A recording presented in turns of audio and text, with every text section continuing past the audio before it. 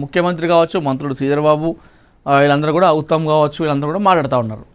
కావాల్సుకునే రంగనాథ్ను పిటిషన్లు ఇప్పిస్తుందని BRS party ప్రతిపక్షాలు మా ప్రభుత్వం పైన బురద జల్లే ప్రయత్నమే ఇది అని చెప్పేసి అటు కాంగ్రెస్ పార్టీ చెప్తా ఉంది. సార్ ఏదేమైనప్పుడు కూడా హైకోర్టు అయితే చాలా సీరియస్ ఉంది హైడ్రా కమిషనర్ రంగనాథ్ పైన. అతన్ని వెంటనే తీసేసి అతని స్థానంలో వేరే ఒక్కరిని నియమించాలని చెప్పేసి చెప్తా ఉంది. రష్మికకు తీవ్ర గాయం డ్యాన్స్ చిత్రీకరణల సమయంలో జరిగిందంట. ప్రత్యేక రిహాబిలిటేషన్ చికిత్స అవసరమని డాక్టర్ల సూచన. పాపం రష్మిక మొన్ననే వీళ్ళకి పెళ్ళయింది మరొక నటుడు విజయ్ దేవరకొండతోని. సో గాయమైందట. National crush pan India star heroine Rashmika Mandanna షూటింగ్లో తీవ్రంగా గాయపడింది. ప్రస్తుతం ఆమె రణబలి, మైసా వంటి భారీ చిత్రాల షూటింగ్లలో వరుసగా పాల్గొంటున్న విషయం తెలిసిందే. ఈ సినిమాలకు సంబంధించిన కఠినమైన యాక్షన్ సీక్వెన్సులు, విపరీతమైన డ్యాన్స్ పర్ఫార్మెన్స్లు చేయడం వల్ల ఆమె హిప్ ఏరియాలో టెండన్ డిటాచ్మెంట్ జరిగినట్లు సమాచారం. ఇటీవల ఓ డ్యాన్స్ సీక్వెన్స్ చిత్రీకరణ సమయంలో ఈ ప్రమాదం జరగగా ఆమె తీవ్రమైన గాయానికి గురైనట్లు తెలుస్తుంది. సాధారణంగా అత్యంత తీవ్రంగా సాధన చేసే క్రీడాకారుల్లో మాత్రమే ఇలాంటి క్లిష్టమైన గాయాలు కనిపిస్తాయని, ఈ పరిస్థితి నుంచి కోలుకోవడానికి రష్మిక కనీసం 6 వారాల పాటు పూర్తిగా విశ్రాంతి తీసుకోవాలని, టెండన్ మళ్ళీ బలపడేందుకు ప్రత్యేక రిహాబిలిటేషన్ చికిత్స కూడా అవసరమని వైద్యులు తెలిపారు. 6 వారాలంటే సినిమాకి కావచ్చు, సినీ నిర్మాతలకు కావచ్చు చాలా కష్టమైన పని. ఎందుకంటే వాళ్ళు ఆల్రెడీ షెడ్యూల్ చేసి పెట్టుకుంటారు, ఏ రోజు ఏ చిత్రీకరణ చేయాలి, హీరోయిన్కి ఏ రోజు ఏం ఉంటుందని చెప్పేసి ఆల్రెడీ అన్నీ ముందే పెట్టుకుంటారు. ఇప్పుడు 6 వారాలంటే దగ్గర దగ్గర 40 రోజులు. 40 రోజులు ఒక హీరోయిన్ లేకుండా సినిమా తీయాలంటే చాలా కష్టం. సో ఇట్లాంటి టైంలో పాపం నిర్మాతలు చాలా లాస్ అవుతుంటారు. అటు సినిమా కంప్లీట్ చేయక, ఇటు ఫైనాన్స్లకు డబ్బులు ఇచ్చుకోలేక ఇక ఘోరం ఉంటుంది వాళ్ళ పరిస్థితి. సో మనం ఏం చేస్తాం పాపం, అక్కడ వాస్తవానికి కూడా గాయం అయిందట. అది అట్లాంటి గాయం మామూలుగా సామాన్య ప్రజలకు కాదట. ఎవరైతే క్రీడాకారులు ఉంటారు కదా, ఎవరు మన అత్యంత తీవ్రంగా సాధన చేసేటువంటి ట్రైనింగ్ చేసుకునేటువంటి క్రీడాకారులు ఉంటారు కదా, స్పోర్ట్స్ మెన్స్, అలాంటి వాళ్ళకి ఈ గాయం అవుతాయట. మరి రష్మికకు ఈ గాయం ఎట్లయిందో అర్థమవుతుంది. అంటే డ్యాన్స్ ప్రాక్టీస్లో చేస్తుండగా అయిందట. మరి అది డ్యాన్స్ అంటే మరి అది ఒక పెద్ద స్టెప్ అనుకుంటున్నా నాకు తెలిసి. ఎందుకంటే అత్యంత పెద్దగా మన ట్రైనింగ్ చేసేటువంటి స్పోర్ట్స్ మెన్కి అయ్యేటువంటి గాయం రష్మికకి అయిందంటే ఆ స్టెప్పు, ఆ డ్యాన్స్ అనేది చాలా గట్టిగా ఉందనుకుంటా. ఆ మూమెంట్స్ అన్నీ కూడా అంత క్రిటికల్గా ఉంటేనే ఆ విధంగా ఆమెకు గాయమైంది అనుకుంటున్నాం. సో త్వరగా కోలుకో అని చెప్పేసి మనం కోరుకుందాం. ఎందుకంటే ఇటీవల పాపం విజయ్ దేవరకొండకి ఈ రష్మికకు పెళ్ళి కూడా అయింది. ఆ పెళ్ళైన తర్వాత ఈ మధ్యకాలంలో వాళ్ళు బయట సామాజిక కార్యక్రమాలు కూడా పాల్గొంటున్నారు. మొన్న వాళ్ళ సొంతూరులో వెళ్ళి అక్కడ 10th క్లాస్ ఇంటర్మీడియట్లో ఫస్ట్ వచ్చినటువంటి స్టూడెంట్స్కి వాళ్ళు రివార్డు, అదేవిధంగా స్కాలర్షిప్ లాంటివి కూడా ఇవ్వడం జరిగింది. సామాజిక కార్యక్రమాలు కూడా వాళ్ళు చురుగ్గా పాల్గొంటున్నారు. మరి పొలిటికల్ ఎంట్రీ కూడా ఉంటుందని చెప్పేసి చెప్తా ఉన్నారు, కానీ ఇంకా మనకు క్లారిటీ లేదు. సో ఓవరాల్గా అయితే మొత్తానికైతే రష్మికకు చాలా అంటే చాలా పెద్ద గాయం అంటే ఇది. ఆమె హిప్ దగ్గర అయిందంట ఇది గాయం అనేది కూడా. చూద్దాం. విజయ్ దేవరకొండ పాపం ఎంత టెన్షన్ పడుతున్నాడు. రణబాలి సినిమాలో ఉంది కదా, అతనే హీరో, అందులో తనే హీరోయిన్, భార్యాభర్త ఇద్దరు హీరో హీరోయిన్గా చేస్తూ ఉన్నారు.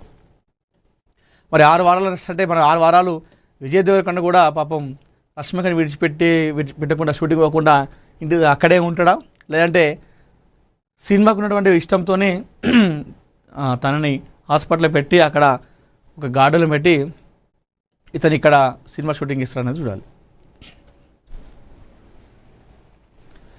పెట్టుబడులకు సురక్షిత రాష్ట్రం తెలంగాణ. పెట్టుబడులకు సురక్షితమైన రాష్ట్రం తెలంగాణ అని సీఎం రేవంత్ రెడ్డి అన్నారు. సిఐఐఎన నార్నల్ రీజనల్ కౌన్సిల్ ప్రతినిధులు శుక్రవారం సీఎంతో భేటీ అయ్యారు. ఈ సందర్భంగా రేవంత్ మాట్లాడుతూ మాజీ ప్రధాని పివి నరసింహారావు సంస్కరణల ఫలితాలను నేడు అనుభవిస్తున్నామని చెప్పారు. 94 నుండి 2004 మధ్య చంద్రబాబు కూడా పెట్టుబడులను ఆకర్షించారన్నారు. బిల్ గేట్స్, బిల్ క్లింటన్ వంటి దిగ్గజాలను చంద్రబాబు హైదరాబాద్కు తీసుకొచ్చారు. కాంగ్రెస్ హయాంలో ఎయిర్పోర్ట్, ఓఆర్ఆర్ అభివృద్ధి చెందాయి. ఫార్మా ఐటీ రంగాలు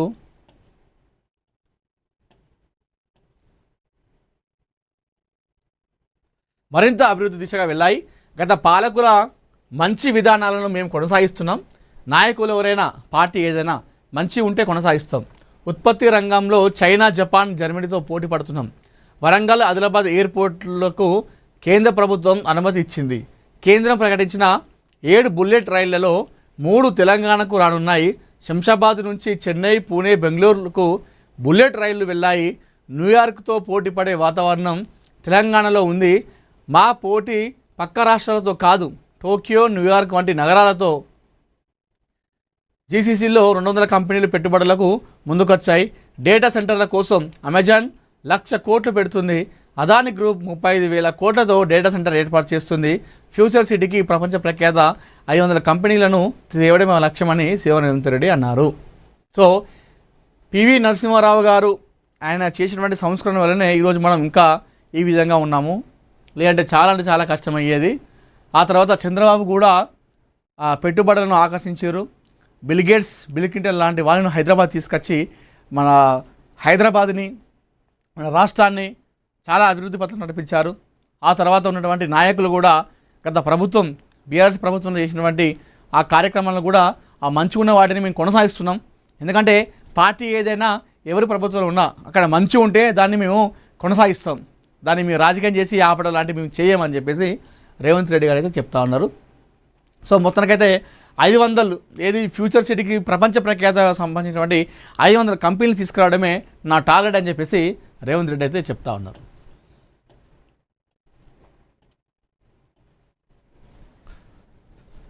వైభోగమే ముస్తాబైన భోగాపురం విమానాశ్రయం.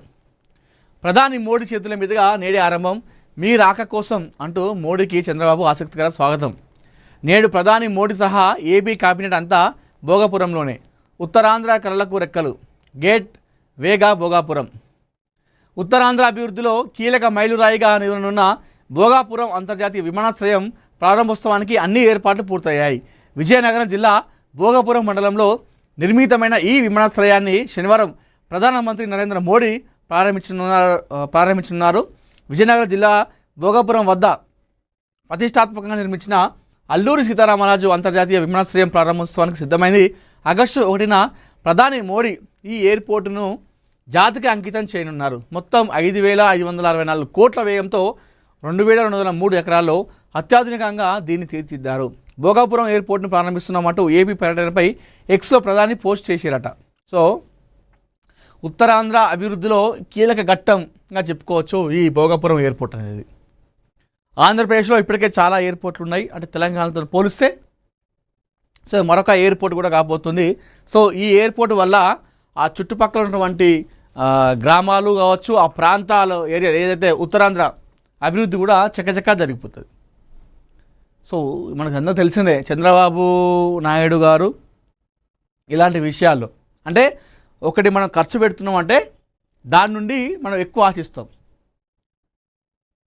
సో అంటే చిన్న పెట్టుబడి పెద్ద రాబడి, ఇది చంద్రబాబు పాలసీ. ఇప్పుడు ఈ ఒక్క భోగాపురం ఎయిర్పోర్ట్ పెట్టడం వల్ల ఖర్చు అవుతుంది, కానీ దీన్ని పెట్టడం వల్ల ఇంకెంత రాష్ట్రానికి అభివృద్ధి జరుగుతుంది, ఎంత రాష్ట్ర ఖజానాకు లాభం వస్తుంది అనేది కూడా చూడాలి. ఆ విషయంలో నెంబర్ 1 స్థానంలో చంద్రబాబు గారు ఎప్పుడు ఉంటారు. ఉమ్మడి రాష్ట్రంలో కూడా మనం చూస్తున్నాం. అప్పుడు తక్కువ పెట్టుబడి ఎక్కువ రాబడి అన్నట్టు ఇప్పుడు చంద్రబాబు గారు అవలంబించేది చేసేది ఇక్కడ ఆంధ్రప్రదేశ్లో. ఎందుకంటే వాళ్ళకి ప్రత్యేక రాష్ట్రం లేదు, అంటే రాష్ట్రం విడిపోయిన తర్వాత చాలా క్లిష్ట పరిస్థితుల్లో వాళ్ళు ఉన్నారు.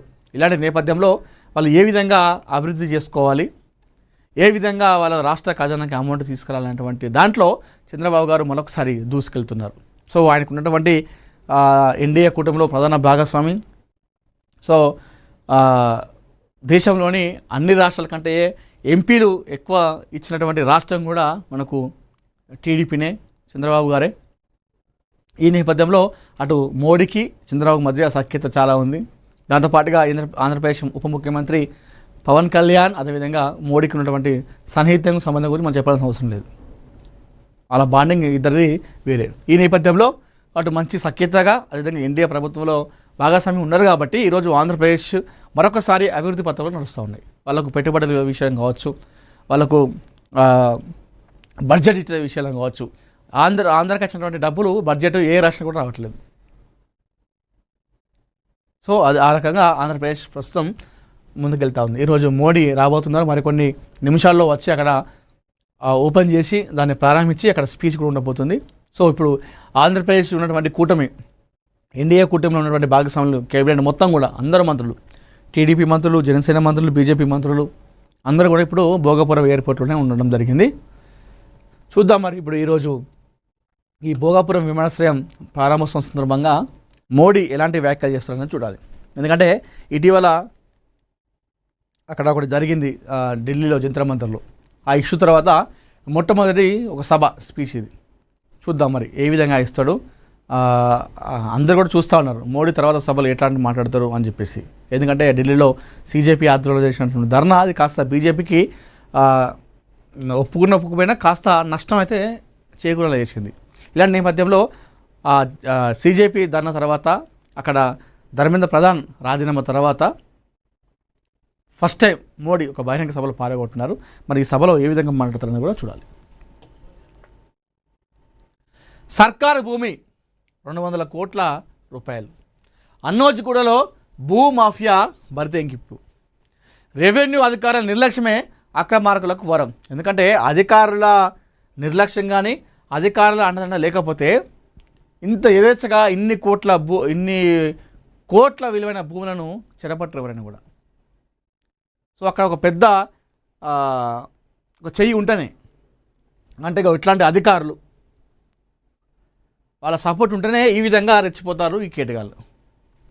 హైడ్రాకి ఫిర్యాదు చేసిన స్థానికులు, మీనామేషాలు లెక్కిస్తున్న హైడ్రా, చర్యలు తీసుకుంటామంటున్న తహసీల్దార్. నిన్న కూడా మనం కవరేజ్ చేసినాం. అన్నోజిగూడలో 200 కోట్ల ప్రభుత్వ భూమిని చెరబట్టిరు కొంతమంది భూమాఫియాలని చెప్పేసి. మరొకసారి మహాపత్రిక ఏఎన్ఎన్ తెలుగు 2 సంయుక్తంగా పోరాటం చేస్తా ఉన్నాయి ఇక్కడ స్థానికుల కోసం. సో ఒకసారి వార్త చదువుదాం. గట్కేసర మండలం అన్నోజిగూడలో భూమాఫియా ప్రభుత్వ భూములను తెగనమ్మి కోట్ల రూపాయలు దందుకుంది.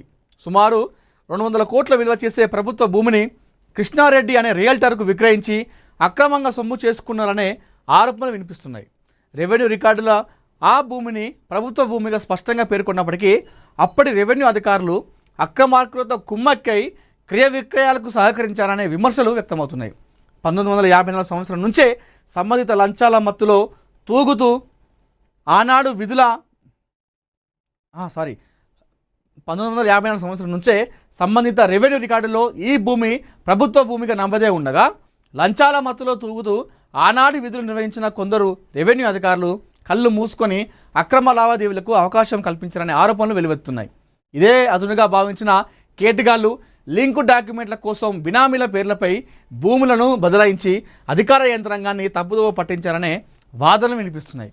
ఒకవైపు రెవెన్యూ రికార్డులు ప్రభుత్వ భూమిగా స్పష్టంగా చూపిస్తుండగా మరోవైపు ఆ భూమిపై క్రయ విక్రయాలు ఎలా జరిగాయి, అనంతరం అదే భూమిని సెక్షన్ 22A కింద నిషేధిత జాబితాలో ఎలా చేర్చారు అనే ప్రశ్నలు స్థానికుల నుంచి ఉత్పన్నమవుతున్నాయి. ప్రభుత్వ భూమిగా ఉన్న భూమికి రిజిస్ట్రేషన్లు జరగడానికి కారణమైన పరిస్థితులు, అప్పటి అధికారుల పాత్రపై సమగ్ర విచారణ జరపాలని ప్రజలు డిమాండ్ చేస్తున్నారు. ప్రస్తుతం ఆ భూమి రెవెన్యూ రికార్డులో ఎవరి పేరుపై ఉంది, గతంలో ఎవరెవరి పేర్లపై క్రయ విక్రయాలు జరిగాయి, ప్రస్తుతం ఎవరి ఆధీనంలో ఉంది అనే అంశాలపై పూర్తి స్థాయి విచారణ చేపట్టి వాస్తవాలను వెలికి తీయాల్సిన బాధ్యత రెవెన్యూ అధికారులపై ఉందని స్థానికులు పేర్కొంటున్నారు. ఇది కథ. రెవెన్యూ అధికారుల నిర్లక్ష్యం వల్లనే ఈ కేటిగాళ్లకు ఈ రియల్ మాఫియా దందాలు వేసేటోళ్లకు అక్కడ ఒక వరంగా మారిందని చెప్పుకోవాలి.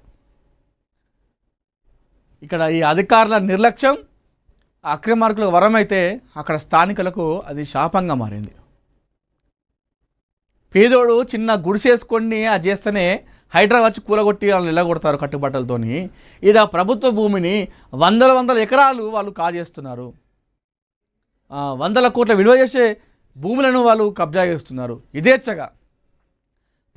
ప్రభుత్వ భూముల రికార్డులు చూస్తేనేమో అదేమో ఆ విధంగా ఉంటే వీళ్ళు ఏ విధంగా ఎనిమోస్ ఇచ్చారు? అక్కడ ప్రభుత్వం ఏమో, అక్కడ అధికారులేమో, కలెక్టర్ ఏమో ఏం చెప్తాడు, అది నిషేధిత ప్రాంతం, అక్కడ ఎవరు కూడా కట్టుకోనికి ఆప్షన్ లేదు అని చెప్పేసి ఓవైపు వాళ్ళు చెప్తారు, కలెక్టర్ చెప్తారు. ఇక్కడేమో ఈ అధికారులేమో వీళ్ళకు ఎనిమోస్ ఇస్తారు, పర్మిషన్ ఇస్తారు ఆడ కట్టుకోవచ్చు అని చెప్పేసి. మరి ఇక్కడ ఎవరు దొంగలు ఎవరు లంగలు ఆటలు ఆడతారు ఇక్కడ. అంటే అధికారుల మధ్య ఒక కరెక్ట్ క్లారిటీ లేదు, అది ఏ భూమి కాదనేది. ఒక అధికారం ఏమో అది నిషేధిత ప్రాంతం అంటాడు, ఇంకో అధికారం ఏమో అక్కడ కట్టుకోవచ్చు అని చెప్పేసి ఆ లింక్ డాక్యుమెంట్లు ఫేక్ డాక్యుమెంట్లు పెట్టి ఎన్ఓసి ఇచ్చి పర్మిషన్ ఇచ్చి వాళ్ళనే తను సంతకం పెడతాడు. అప్పుడు ఉన్నటువంటి అధికారులు మరి ఎవరు వాళ్ళు అధికారులు అంటే మీకు ముడుపులు ముడితే మీకు డబ్బులు ముడితే వీళ్ళు ఈ ప్రభుత్వ ఉంటుంది కదా ఈ చార్మినార్ కూడా ఆఖరికి అమ్మేస్తారు. చార్మినార్ కూడా పెట్టుకోవచ్చు తీసుకోవచ్చు అని చెప్పేసి అంటారు. గోల్కొండ కూడా తీసుకోరు, ట్యాంక్ బండ్ కూడా తీసుకోరు అంటారు అధికారులు. డబ్బులు ఇస్తే హైదరాబాద్ని మొత్తం తీసుకోరంటారు. అట్లుంది కథ ఇక్కడ. ఇంత దారుణమా? స్థానికులు మొత్తుకుంటారు అక్కడ. మొత్తం క్లియర్గా చూసుకోవచ్చు. చూడండి ఇగో మా ఏఎన్ఎన్ మన మహాపత్రిక ఎన్ని రోజులు దీని గురించి ప్రస్తావించింది చూడండి. మేడ్చల్ మల్కాజ్గిరి మున్సిపల్ కార్పొరేషన్ పరిధిలోని గట్కేసర్ సర్కిల్ అన్నోజిగూడలో ప్రభుత్వ భూముల వ్యవహారం రోజు రోజుకి కొత్త మలుపులు తిరుగుతుంది. ఇప్పటికే సుమారు 200 కోట్ల విలువైన ప్రభుత్వ భూములపై అక్రమ క్రయ విక్రయాలు జరిగాయనే ఆరోపణలు తీవ్ర చర్చనీయాంశంగా మారగా తాజాగా వెలుగులోకి వస్తున్న రెవెన్యూ రిజిస్ట్రేషన్ రికార్డులు మరిన్ని అనుమానాలకు తావిస్తున్నాయి. ఎన్కాంబరెన్స్ రికార్డుల ప్రకారం 2006లో డాక్యుమెంట్ నెంబర్ 0102 ద్వారా సర్వే నెంబర్ 90లో 5.11 ఎకరాలు, సర్వే నెంబర్ 91లో 16 గుంటల భూమికి సంబంధించి సేల్ అగ్రిమెంట్ విత్ పొసెషన్ నమోదైనట్లు తెలుస్తుంది. ప్రస్తుతం ఇదే భూమి రెవెన్యూ రికార్డులో 22A నిషేధిత జాబితాలో ఉండడం అనేక ప్రశ్నలకు కారణమవుతుంది. ఒకవైపు ప్రభుత్వ భూమిగా నమోదై ఉండగా మరోవైపు భారీ స్థాయిలో లావాదేవీలు ఎలా జరిగాయనే అంశంపై స్థానికులు సమాధానాలు కోరుతున్నారు. హైడ్రా స్పందనపై అనుమానాలు. ప్రభుత్వ భూముల ఆక్రమణలు, రహదారి ఆక్రమణలపై స్థానికులు హైడ్రా అధికారులకు పలుమార్లు ఫిర్యాదు చేసినట్లు సమాచారం. అయితే క్షేత్రస్థాయిలో పరిశీలన చేసిన అనంతరం ఎలాంటి ఉల్లంఘనలు లేవని నివేదిక ఇచ్చినట్లు ప్రచారం జరుగుతుంది. ఇప్పుడు హైడ్రా ఏం చెప్తుందంటే క్షేత్రస్థాయిలో మేము పరిశీలించినాం, అదంతా కరెక్టే ఉంది, వాళ్ళు నిజాయితీ పరులు, వాళ్ళు నీతివంతులు, డాక్యుమెంట్ అన్నీ కరెక్ట్ ఉన్నాయి, వాళ్ళు ఏం తప్పు లేదు అని చెప్పేసి హైడ్రా చెప్తుంది. ఓవైపు వాళ్ళు లింక్ డాక్యుమెంట్లు ఫేక్ డాక్యుమెంట్లు పెట్టి వాళ్ళు చెప్తారని చెప్పేసి అటు స్థానికులు చెప్తారు. ఇప్పుడు ఒక పేపర్ ఉంది, డాక్యుమెంట్ ఉంది. ఈ మధ్యకాలం మనకు తెలుసు కదా డాక్యుమెంట్లు ఎట్లా తీసుకోవచ్చు. వాడు సొంత భూమిలో కూడా వాడు కొనుక్కుంటే కూడా వీడు ఫేక్ డాక్యుమెంట్ తీసుకొచ్చి నాదంటే వాళ్ళకి ఇచ్చేటువంటి రోజులు ఇవి. మరి ఆ మాత్రం కోట్ల విలువైన 100 కోట్ల భూములు చెరబట్టినోనికి ఆ మాత్రం డాక్యుమెంట్ తయారు చేసుకుని తెలియదా?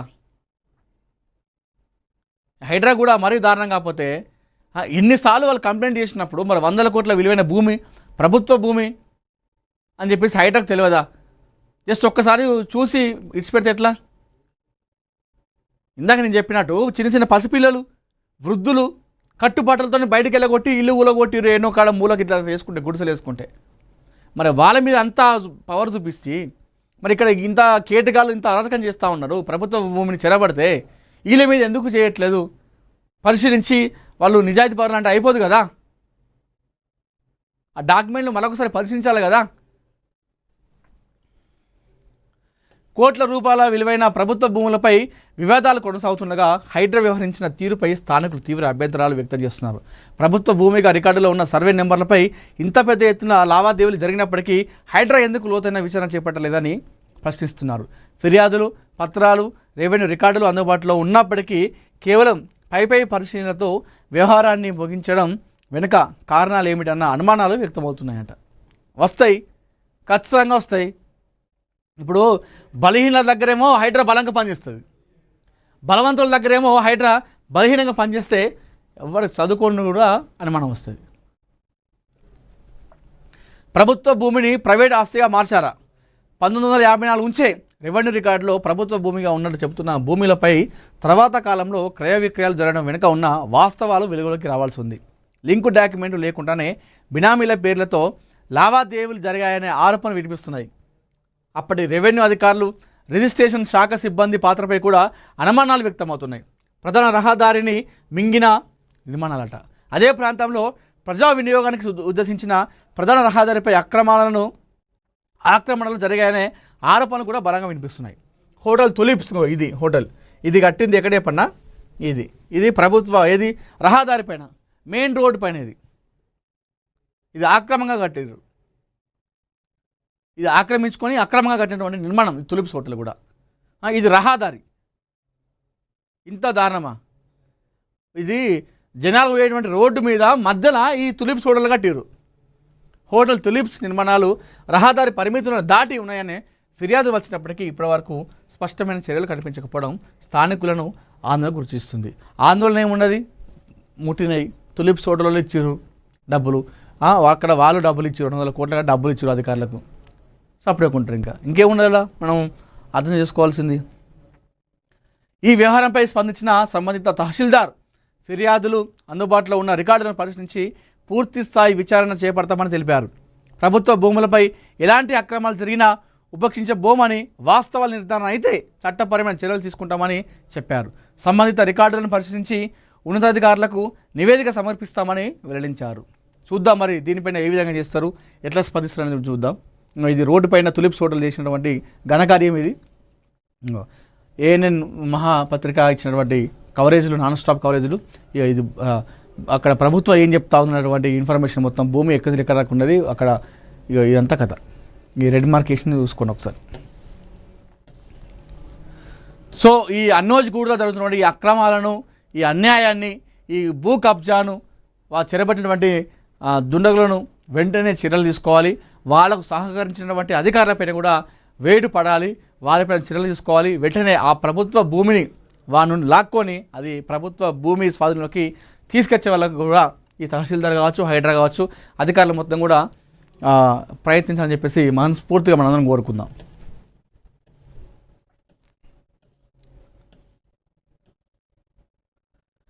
పెద్దికి కన్నీటి వీడ్కోలు, జనసంద్రంగా మారిన నర్సంపేట. ఉద్యమ నేతకు కడసారి వీడ్కోలు పలికేందుకు పోటెత్తిన జనం. వస్తున్న నయనాల మధ్య పెద్ది అంతిమయాత్ర, ప్రభుత్వ లాంఛనాలతో అంతర్క్రియలు, పార్థివ దేహానికి నివాళులు అర్పించిన కేటీఆర్, హరీష్ రావు. అంతిమయాత్రలో కన్నీళ్లు పెట్టుకున్న హరీష్ రావు. సీఎం రేవంత్, కేసీఆర్ సహనేతల దిగ్భ్రాంతి. నిజంగా నాకు నిన్న పెద్ది సుదర్శన్ రెడ్డి గారి అంతిమయాత్ర చూస్తే ఎన్ని రోజులు ఎవరు కూడా తెలియదు. చాలామంది షాక్ అవుతున్నారు. అంటే ఒక వ్యక్తిని అభిమానిస్తే ఇంతలా అభిమానిస్తారా? ఒక వ్యక్తి కోసం లక్షల మంది రోడ్లపైకి వచ్చి అంటే పొద్దున ప్రారంభిస్తే అంతిమయాత్ర రాత్రి అర్ధరాత్రి వరకు కూడా కొనసాగింది. అంతమంది తండోపతండాలుగా, ఒక మాజీ ఎమ్మెల్యే అంతే. నాకు నిజంగా వైఎస్ఆర్ ఆయన ఒక మాజీ ముఖ్యమంత్రి ఉమ్మడి రాష్ట్రానికి చనిపోతే ఎంతమంది వచ్చారో, నిన్న నర్సంపేట మాజీ ఎమ్మెల్యే ఒక కాన్స్టిట్యుయెన్సీకి మాత్రమే ఎమ్మెల్యే ఆయన చనిపోతే లక్షల మంది జనాలు పబ్లిక్ చూసి నిజంగా ఇన్ని రోజులు పెద్ది గురించి ఎవరు కూడా ఇంత మంచి నాయకుడు అని చెప్పేసి ఎవరు తెలియదు. సొంత ఇల్లు కూడా లేదంట నాయకుడికి. ఉద్యమం తెలంగాణ వస్తని పెళ్లి చేసుకున్నా అని చెప్పేసి ఆయనే పట్టుబట్టినట. నికార్సైన ఉద్యమకారుడు, తెలంగాణ కోసం కొట్లాడిన వ్యక్తుల్లో నికార్సైన ఉద్యమకారుడు. అందుకే నిన్న అధికారిక లాంఛనాలతో ఆయనకు ప్రభుత్వం కూడా వీడ్కోలు పలికింది. అసలు ఏంది పెద్ది షాక్ అయ్యారు. చాలామంది జర్నలిస్టులు కూడా షాక్ అయ్యారు. సామాన్య ప్రజలు, వేరే ఇతర తెలంగాణ జిల్లాల ప్రజలు కూడా అసలు ఎవరు ఈయనే, నాకు కూడా చాలామంది ఫోన్ చేసి ఇంతకీ అసలు ఎవరు ఈయనే అంటే మాజీ ఎమ్మెల్యే అని చెప్పిన. మాజీ ఎమ్మెల్యేనికి ఏమైనా ఉందా అంటే లేదు, ఒక మాజీ ఎమ్మెల్యేనే. మరి ఎందుకు ఇంతమంది వచ్చారు అని చెప్పేసి అడుగుతున్నారు. అది మాకైతే అర్థమైతే లేదు, ఇంతమంది ఎందుకు వచ్చారని మేమే ఇంకా షాక్లో అని చెప్పేసి నేను చెప్పిన. అంటే ఒక నాయకుడు నిజాయితీ నిబద్ధత ఉంటే ఏ విధంగా ఉండడం అనేది తెలుస్తుంది. అంటే అహర్నిశలు ప్రజల కోసం, పార్టీ కోసం నిజాయితీగా పనిచేసినటువంటి నాయకుడు చాలా తక్కువ. అలాంటి వ్యక్తుల్లో మన పెద్ది గారు. నిజంగా చెప్తున్నా, ఒక ముఖ్యమంత్రి చనిపోతే కూడా అంతమంది రారండి. పెద్దికి అంతమంది వచ్చారు. ఠాగూర్ సినిమా, నాకు స్టాలిన్ సినిమాలో డైలాగ్స్ ఉంటాయి క్లైమాక్స్లో. ఠాగూర్ సినిమాలో అతను అరెస్ట్ చేస్తే జైలుకి తీసుకెళ్తే సీఎం ఉండి ఇప్పటివరకు నాయకులందరూ వేరే నుంచి వచ్చిర్రు, కానీ ఈ నాయకుడు మాత్రం ప్రజల నుండి వచ్చిండయా, అసలైన నాయకుడయ్యా అని చెప్పేసి అంటాడు మన విశ్వనాథ్ గారు. డైలాగ్ నాకు ఆ డైలాగ్ గుర్తొచ్చింది. మళ్ళీ స్టాలిన్ సినిమాలో చిరంజీవి చనిపోతున్న టైంలో కొన్ని లక్షల మంది హాస్పిటల్ ముందుకు వచ్చారు. అప్పుడు వచ్చినప్పుడు సునీల్ ఒక డైలాగ్ కొడతాడు, అది మామూలు గుండె కాదురా, అది డాక్టర్తో మాట్లాడుకుంటూ నువ్వు ఆపరేషన్ చేయి, అది 10 కోట్ల మంది జనం సంపాదించుకున్న గుండెరా అది అని చెప్పేసి ఎమోషనల్ అవుతాడు. నాకు ఆ సీన్ గుర్తొచ్చింది నిజంగా. స్టాలిన్ సినిమాలో ఆ సీన్ రిపీట్ అయింది ఇక్కడ. వాళ్ళ భార్య అంతిమయాత్ర వెహికల్ పైన కూర్చొని పోతుంటే జనాలు అంటే ఎట్లే అంటే సొంత ఇంటి మనుషులు చనిపోతే ఎట్లా ఏడుస్తారో ఆ విధంగా జనాలు మొత్తం రోడ్డు పడుగుతా పనికి వేటలు అందరూ పని బంద్ చేసుకొని మొత్తం ఆ కాన్వాయ్ వెంటనే ఉన్నారు. దండం పెట్టుకుంటే వాళ్ళ భార్యకు దండం పెట్టుకుంటే ఏడ్చారు మొత్తం. ప్రతి ఒక్కరు ఏడ్చారు. బస్సులలో వేటలు కూడా ఏడ్చుకుంటూ వెళ్ళిపోయారు. బస్సుల వేటలు కూడా.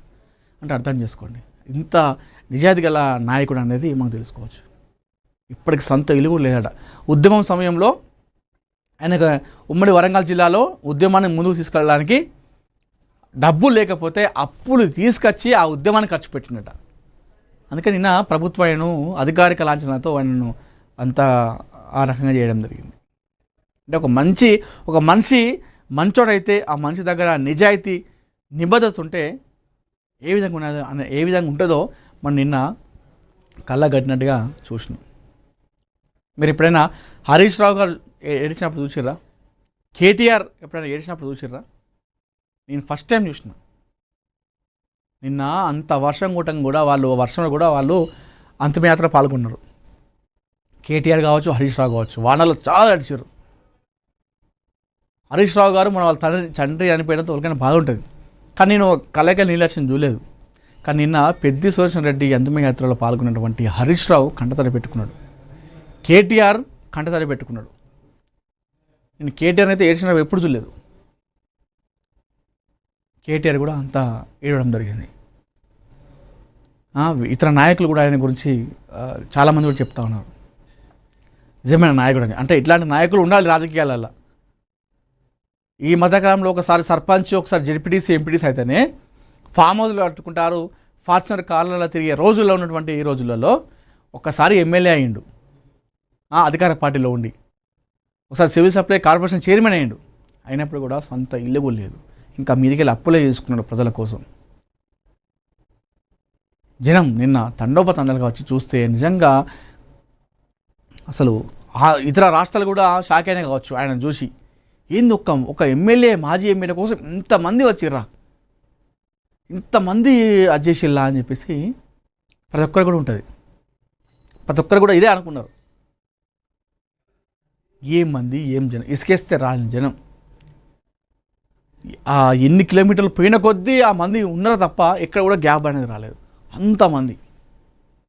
నాకు నిన్న అర్థమైంది చాలామంది పెద్ద గారి గురించి, ఆయన ఆ మనిషి విలువ ఏందన్నది.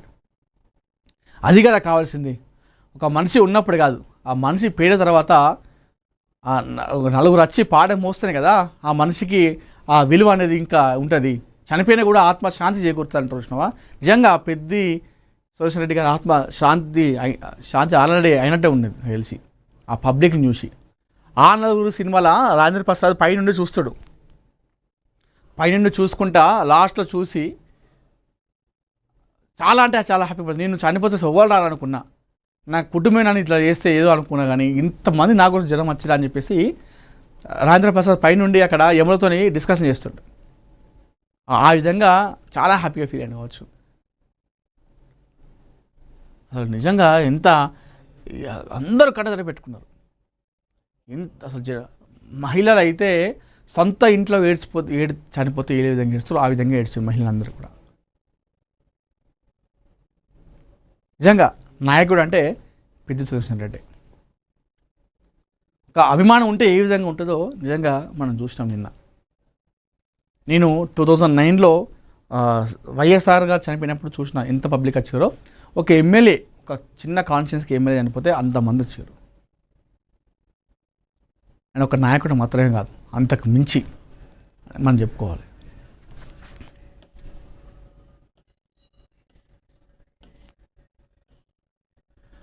నాంపల్లి కోర్టుకు హాజరైన కేటీఆర్. ఫార్ములా ఈ కార్ రేస్ కేసులో విచారణ. 1,00,000 పూచీకత్తు సమర్పించిన కేటీఆర్. విచారణ ఆగస్టు 25కు వాయిదా. రైతులకు కేంద్రం శుభవార్త. పీఎం కిసాన్ పథకం మరో 5 ఏళ్ల పొడిగింపు, 2030-31 ఆర్థిక సంవత్సరం వరకు పథకం కొనసాగింపు, 5 ఏళ్ల కోసం 3.15 లక్షల కోట్ల కేటాయింపునకు ఆమోదం, ఏటా 6,000 ఆర్థిక సాయం యథాతథంగా కొనసాగింపు, కేంద్ర కేబినెట్లో కీలక నిర్ణయాలని వార్త చూసుకోవచ్చు. ఏఎన్ఎన్ మహా అవార్డ్స్ 9th ఆగస్టు రోజు 5 గంటలకు విజయవాడలోని తాజ్ వివంట హోటల్లో ఈ కార్యక్రమం జరగబోతోంది. సో ఏఎన్ఎన్ మహా అవార్డ్స్ ప్రతిష్టాత్మకంగా ఈ అవార్డ్స్ని ఇస్తోంది. తెలంగాణలో ఈ ప్రోగ్రాం చేసింది. సో అత్యుత్తమ డాక్టర్లు, అత్యుత్తమ హాస్పిటళ్ళు, అదేవిధంగా బిజినెస్ మ్యాన్లు ఎవరైతే ఉంటారో వాళ్ళందరినీ కూడా గుర్తించి వారిని ఇక్కడ అవార్డు ఇవ్వడం జరిగింది. సో ఇప్పుడు ఈ అవార్డు ఫంక్షన్ సెరమనీ అనేది ఇప్పుడు ఆంధ్రకి వెళ్తూ ఉంది. ఆగస్టు 9వ తేదీ నాడు విజయవాడలోని తాజ్ వివంత హోటల్లో గ్రాండ్గా కాబోతుంది. అక్కడ కేబినెట్లో ఎన్డీఏ కూటమిలో ఉన్నటువంటి చాలామంది అతిరథ మహారథులు అదేవిధంగా మంత్రులు చాలామంది కూడా ఈ కార్యక్రమానికి వచ్చేస్తున్నారు. సో సమాజంలో ప్రజలకు సేవలు అందించినటువంటి డాక్టర్లను, హాస్పిటళ్లను, అదేవిధంగా వాణిజ్య రంగంలో ఒక్కొక్క మెట్టు ఎక్కుతూ ఈరోజు పెద్ద స్థాయికి వచ్చినటువంటి బిజినెస్ మ్యాన్లను గుర్తించి అవార్డ్స్ ఇవ్వడమే ఈ అవార్డ్స్ ఏఎన్ఎన్ మహా అవార్డ్స్ యొక్క ఉద్దేశం. సో ఇది ఆంధ్రప్రదేశ్లో ఆగస్టు 9వ తేదీ నాడు సాయంత్రం 5 గంటలకు తాజ్ వివంట హోటల్లో ఈ కార్యక్రమం అయితే జరగబోతా ఉంది.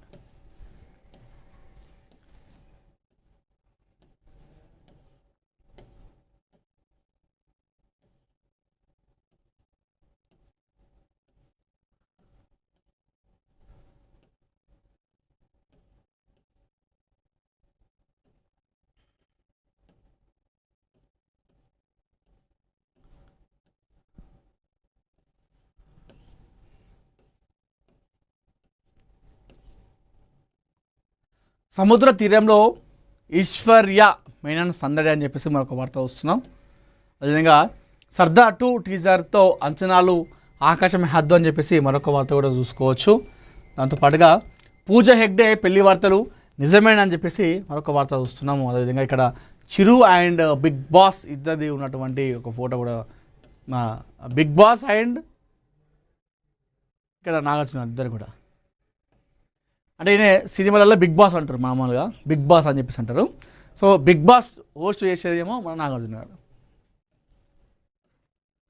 వెంకీ అట్లూరి వ్యాఖ్యలు టాలీవుడ్ కల్చర్కు అడాప్ట్ అని చెప్పేసి మనొక చూసుకోవచ్చు.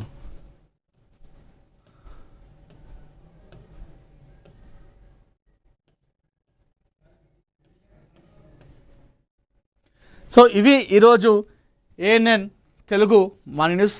మరిన్ని ఇంట్రెస్టింగ్ వార్త కోసం చూస్తూనే ఉండండి ఏఎన్ఎన్ తెలుగు.